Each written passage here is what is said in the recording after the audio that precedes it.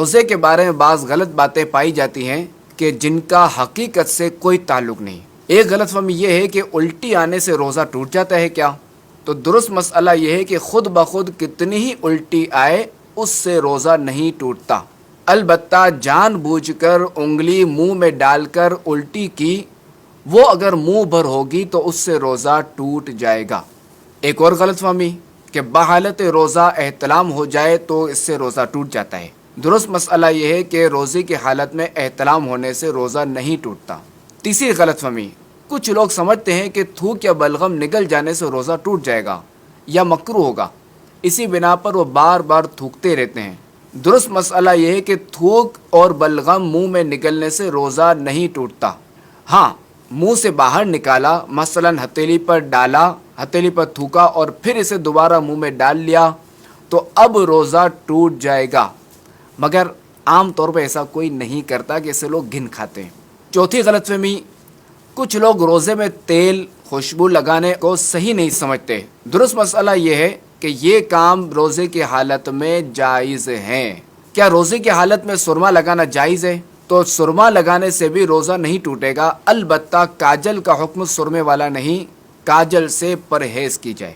پانچویں غلط فہمی، رمضان میں سحری میں آنکھ نہ کھلی اور سحری کھانا چھوٹ جائے تو اب روزہ نہیں ہوتا۔ تو درست مسئلہ یہ ہے کہ سحری روزے کے لیے شرط نہیں بلکہ سنت ہے۔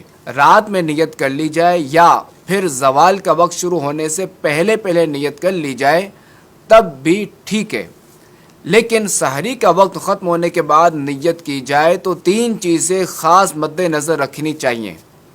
اول یہ کہ روزہ بند ہونے کے بعد سے نیت کرنے تک جان بوجھ کر کوئی منافی روزہ کام مثلا کھانا پینا وغیرہ نہ کیا ہو۔ دوسرا یہ کہ یہ نیت کرے کہ میں روزہ بند ہونے کے وقت سے روزے سے ہوں۔ تیسرا یہ کہ زوال کا وقت شروع ہونے کے بعد نیت نہیں ہو سکتی۔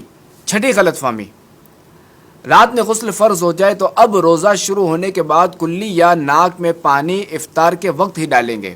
تو درست مسئلہ یہ ہے کہ روزہ شروع ہونے سے پہلے غسل فرض ہو یا روزے میں احتلام ہو جائے تو غروب کا انتظار نہیں کریں گے کہ روزے کی حالت میں نہانا ہو، تب بھی غسل کے تمام فرائض ادا کیے جائیں گے کہ غسل میں کلی کرنا اور ناک میں نرم حصے تک پانی پہنچانا فرض ہے۔ اس کے بغیر نہ غسل اترے گا نہ ہی نمازیں ہوں گی۔ اور یاد رہے کہ روزہ ہو تو غرغرہ نہیں کریں گے، اور عام دنوں میں بھی غرغرہ غسل کا فرض یا کلی کا حصہ نہیں بلکہ یہ الگ سے سنت ہے، وہ بھی اس وقت جب روزہ نہ ہو۔ البتہ روزے کی حالت میں ناک میں پانی سانس کے ذریعے اوپر کھینچنے کی اجازت نہیں۔ ساتویں غلط فہمی، حالت روزہ میں مسواک نہیں کی جا سکتی۔ تو درست مسئلہ یہ ہے کہ مسواک بالکل کی جا سکتی ہے، البتہ یہ احتیاط رکھی جائے کہ ریشے حلق میں نہ جائیں۔ آٹھویں غلط فہمی، جب تک اذان ہوتی رہے سحری میں کھانا پینا جاری رکھا جا سکتا ہے۔ تو درست مسئلہ یہ ہے کہ اذان فجر نماز فجر کے لیے ہوتی ہے، اور جب یہ دی جاتی ہے تو اس وقت سحری کا وقت ختم ہو چکا ہوتا ہے، تو لہٰذا جو اذان کے وقت کھانا پینا جاری رکھتے ہیں یا پوری اذان ختم ہونے کا انتظار کرتے ہیں تو یاد رکھیے کہ ایسوں کا روزہ نہیں ہوتا۔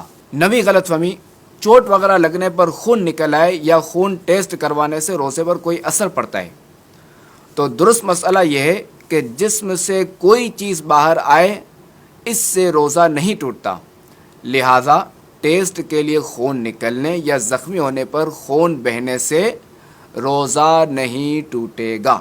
روزہ کسی چیز کے براہ راست معدے یا دماغ تک پہنچنے پر ٹوٹتا ہے، البتہ چند صورتیں مستثنی ہیں، جیسے کہ روزہ یاد ہوتے ہوئے جان بوجھ کر منہ بھر قے کرنا، جیسے انگلی ڈال کر الٹی کرنا، تو اس سے روزہ ٹوٹ جاتا ہے۔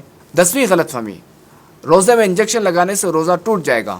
تو یاد رکھیے کہ روزے میں کسی بھی قسم کا انجیکشن لگوانے یا انسولین وغیرہ لینے سے روزہ نہیں ٹوٹتا، بلکہ اگر ضرورت ہے تو روزے میں ڈرپ بھی لگائی جا سکتی ہے کہ اس سے بھی روزہ نہیں ٹوٹتا۔ 11ویں غلط فہمی، روزے میں عطر یا خوشبو سونگنے سے روزہ ٹوٹ جاتا ہے۔ تو درست مسئلہ یہ ہے، لکوڈ خوشبو یا ٹھوس خوشبو سونگنے سے روزہ نہیں ٹوٹتا، البتہ اگر کسی نے اگربتی یا لوبان کا دھواں اپنے منہ یا ناک کے ذریعے اندر کھینچا جو کہ لا محالہ حلق میں جائے گا، اور یوں ہی کسی بھی خوشبودار یا غیر خوشبودار دھوئیں کی دھونی اس طرح لی کہ مثلاً اس کے دھوئیں کو ناک یا منہ سے حلق میں داخل کیا، تو اب اس طرح کرنے سے روزہ ٹوٹ جائے گا۔